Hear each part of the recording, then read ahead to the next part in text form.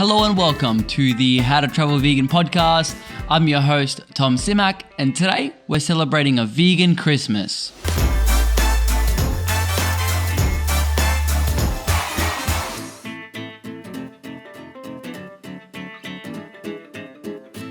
So welcome to today's episode, not a city guide at all, but I thought I should get into the festive season by doing a Chrissy episode. And the main reason I'm doing it is because when I first began, what is the word? I think that is the word, began? My gosh, this is a blonde moment I'm having right now. When I first started my vegan journey, I was super, anxious about big social situations and getting bombarded with questions about my veganism, especially by family, because more often than not, they can be pretty damn savage. So today I want to arm you with some ammo that I personally use, and I know a lot of other vegans use as well, to kind of help defend yourself against all the most popular questions about the lifestyle and the nutrition and the ethics and things like this. So firstly, if this is your first vegan Christmas, I hope your family's nice, because otherwise, strap in.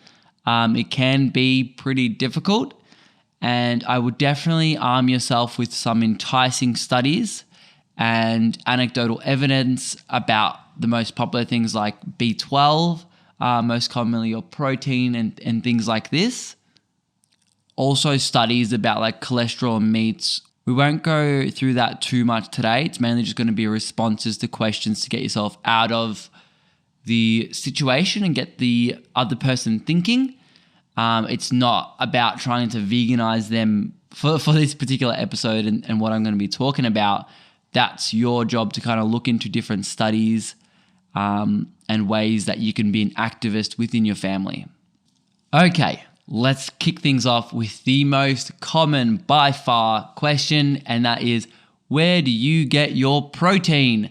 I kind of want to give voices to these people asking the questions, but I don't want to be rude. My response to this is pretty much the same depending on personality and where I stand with that person, but I say, honestly, I get my protein from the food I eat. Everything has protein regardless of how little or how much it is. I mean, gram for gram, soy has more than beef, but also foods like bananas, watermelons, apples, vegetables, they all have protein, and you can have dense sources from like beans and legumes as well. I don't like having mono meals, so I generally like to make things like pasta and pizza, burgers, things that you would eat. Really, I just substitute them for different more ethical choices. Like, it's the 21st century, so luckily we have things like Coles and Woolworths and IGA that all stock alternative meats, which supply just as much, if not more, nutrition than what an animal or an animal byproduct would provide, which is really awesome. With a lot of these things, I answer them with sincerity, usually with a smile on my face, and I like to look them directly in the eye just so they know that I actually am not being a smartass, because you can come across that way, or maybe being, veganisms have this connotation of being offensive or quite douchey. I definitely don't want to come across that way. So just looking them in the eyes and just showing them physically that I'm being honest, I think is a really good trait when talking about veganism. But moving on to the next question, I heard plants feel pain. This is a good one. I kind of laugh at it and I'm like, where is education going these days? But my response is, nah, not at all. Unlike animals, plants actually don't have a central nervous system, and no study has actually come out that says otherwise. They do, however, have chemical reactions that happen in response to damage. So, for example, the ethanol gas that you use to mow your lawn, actually, the thing that's happening there is the plants are releasing melanin, which also happens when the sun hits our skin. So that's really cool science for you. But just to play on your point a little bit there, if plants do feel pain, that would actually make you feel worse, because not only would you be contributing to the pain of the animal that you would be consuming, but also the animal for that few weeks or years that they've lived have actually consumed plants, and plants feel pain. So you're kind of doing double the dose and experiencing a bit of a double whammy of pain. That's a bit cynical for my liking, but yeah, they definitely don't. But if they did, we'd be worse off anyway. Next up, what about these canines though? Honestly, we as humans would be the worst omni or carnivores out there. Our canines, or I guess flat-ish looking ones, what are they able to tear? Like what kind of flesh, especially comparative to say a lion, which people generally relate themselves to, and you look at a lion or a cheetah or a leopard tear up a gazelle or a deer, and then you look at what we would be able to do to that flesh. Firstly, we wouldn't be able to take down that animal because we don't have claws like they do either. Especially the speeds we run is nothing comparative to theirs. But the canines just they're not good enough. On top of that, other large animals like hippos and gorillas have canines many times larger than ours, yet they are perfectly sufficient on just plants. Moving on, animals are humanely slaughtered. This is a really hard one to talk about without getting too philosophical, but I would take actually a more human stance approach than an animal stance approach at first, and that's changed throughout the years. But questions I would ask is like, have they personally been to a slaughterhouse? Have they seen the conditions that these humans work in? The smell, the things that they're actually partaking in, actually the slicing of the throats and the cleaning up and the bashing of the animals. Are they actually there witnessing that, or do they know what that even looks like? Have they seen Dominion and watched Earthlings as well? These things are so far from our conception of what humane is, and the workers that are in these slaughterhouses literally wear nappies in a lot of times. Like if you're not going to respect animals, you're not going to respect the humans either. And not only is this an animal disjustice, but a really big human disjustice as well. And usually when I get there, they don't talk about slaughterhouses, or they say, no, I only eat farm animals or things like this. And I say, well, when you go to Macca's and when you eat these things, are they farm produced? The animals that we commonly buy in a lot of the supermarkets and butchers, they're not as ethical and humanely raised as you think. And if they say, no, it is, just ask, which slaughterhouse do they come from? Have you looked into it? Which farm are they from, even if you can go a step further? And they won't be able to answer any of these questions. And the point isn't to make them feel bad, but it's to really probe the fact that they don't really know, I guess. And then when you get to this point, you'd also say, well, not only slaughterhouses, but what about seafood?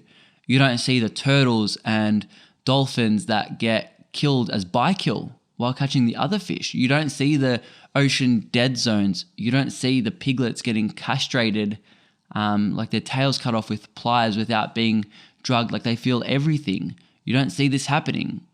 And a lot of the time, people don't know that this is happening. And this is part of the educational process that we're going to go through, and that I guess we're going to go through when I'm talking to them, but you can go through with them as you're talking. So I do recommend, as hard as it is, watching, I guess, slaughterhouse footage so you can understand what exactly goes on, so you can confidently portray that image to another person, which is a really good visual key or tool to help that question get passed, so they can start thinking about why the hell they asked it in the first place, because humane slaughter is not a thing.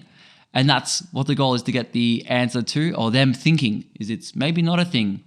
And they're not going to respond with, oh yeah, you're right, I'm going to go put this down and not eat a steak ever again. The point is just to get them thinking, and then kind of sending them a resource like Dominion documentary or things like this. That was a bit of a tangent as I ramble on, because I usually script a lot of the episodes, especially when I'm doing the research of the restaurants. But these episodes are kind of like the free flow a little bit more. But yet again, another tangent. On to the next one that is probably literally designed to frustrate us. And that is, what if you're on a deserted island? I usually have a few answers for this one, depending on the person, if they're genuinely curious or if they're just being a douche. So the douche response is basically a meme, and I say, well, that's a bummer. I guess I would answer it in the same way as this question, which is, if I lived on a planet with plenty of fresh food and resources, would I still continue to slaughter animals for no reason at all? And just wording it like that, it's just douche to douche. You can respond like that, or you could respond a bit more practical. You could say something like, well, because I'm on a deserted island and there's animals, I'm going to take a very safe assumption that there's actually grazing plants. So I would eat what they eat. In fact, talking from a survival standpoint, slaughtering the animal is definitely not the smartest thing to do. You would want to eat what they eat, but also animals are a very good natural compost. So they're going to promote the growth of these plants. And so you're going to have them more to eat as you go. You're not going to be artificially inseminating them and raping these cows to produce kids or sheep, whatever the animal is, and then killing the baby and then redoing that process. That's unsustainable. You couldn't do that by yourself because you're going to run out of food pretty quickly. But if you use these animals to your advantage and use the plants to grow more plants and seed, and you reaped and you sowed and things like this, you can produce a really cool agricultural system. I feel like I'm getting too excited about this, but the question is legit moot. I'm not an expert in growing plants at all, but that seems like the most probable and best case to actually survive on a deserted island, depending on how small or big it is. Next one is, but you drove a car here and you probably ran over an insect, so you're really not even vegan. To which, I mean, it's kind of a bit of a frustrating question at first because you're kind of expected to be this perfect human being, and that's exactly how I respond. And I respond with, that's true. I probably did run over an ant, but I personally struggle a lot with being perfect. I don't know if you do too. It might just be a me thing, but I definitely try my best, I guess, to be the best version of myself in terms of my health, and I try not to harm other things purposefully. So when I accidentally kill an insect, I'm not going to then accidentally kill a dog or purposefully kill a dog, because that doesn't justify the action. Another thing I would add with that is plastic straws. We know it's not good, but if we go to a cafe and we accidentally forget to say no straw please, and then you're sitting there with this cup with a plastic straw in it, you're not just going to litter that on the street just because you've already screwed up. So let's litter it and let that go get in a turtle's mouth. I don't know what happens with straws, like just animals ingest it and it goes wrong. You're still going to dispose of it properly because you're a mature human in a society that needs you to do good things. I'm just trying to be the best version of myself, and I hope that you're trying to be the best version of yourself as well. And that basically shuts them up pretty quickly, to be honest. And a really good way with all of these questions is, again, looking into their eye and really just being honest and having that conversation with them. Again, real human connection, guys. This is key. Real human connection. Help them make the animal connection.